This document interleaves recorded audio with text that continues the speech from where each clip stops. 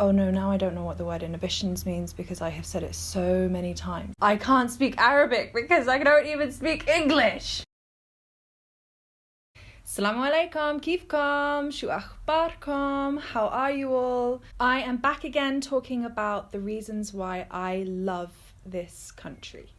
And today's topic is lack of inhibitions. This is probably something that comes up often with expats.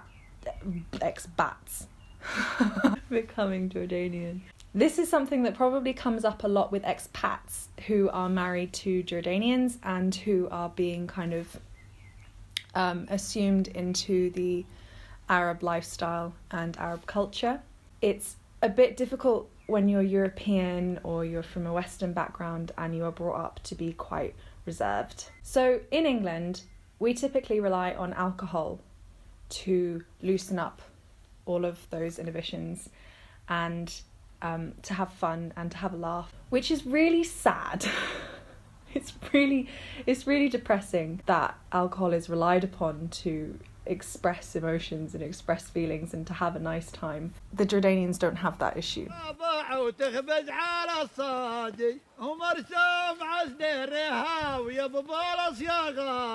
Then you come to this culture where people are not reserved. People are very much in tune with their feelings and they are not afraid to express them, which is interesting because we have this kind of fad or wave or something that's going through Western media at the moment, and it's all about being authentic and owning your feelings and not being afraid to feel those feelings and express those feelings. And Arabs are already there. And that was really difficult for me when I first came here because, and still is, because people just think I'm really cold and really repressed, which isn't, necessarily wrong. But it's very difficult for me to stand up and start dancing and singing just ad hoc in the moment. Whereas it's not hard for Jordanians to do that. They're ready to have fun.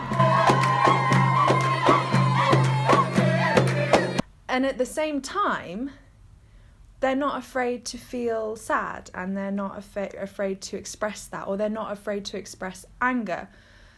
And they're not afraid of their opinions. So I feel like we always feel like we have to earn the right to express our opinions, or we have to legitimize our opinions all the time back home. Whereas here there's a lot more freedom of speech in that way. There's a lot more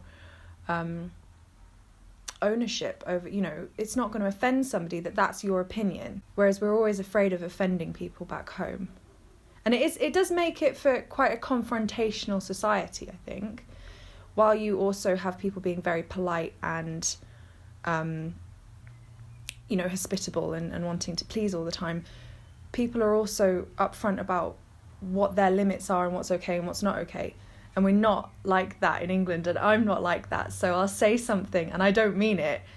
And that caused so many problems the first few years that I was here, because I would agree to doing something and then I'd go and tell my husband, like, I'm not going to do that. I don't want to do that. And he's like, well, why didn't you just say you don't want to do that? Well, I can't because, that's rude, or how could I? That's the thing, that the British, we have this issue with, we say no to stuff. We also say no to stuff that we want to do as well. Like, we don't get up and dance on the table at 3 p.m. on a Saturday just for the hell of it because there's a good song on the radio.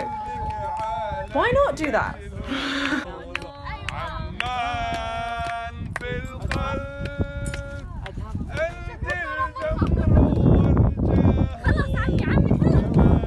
So yeah, anyway, that's my video for this week. I hope that you enjoyed it, and please tell me about things that you love about Jordan. I want to hear about them in the comments. And I hope that you have a lovely week and take care. Assalamu alaikum. Bye bye.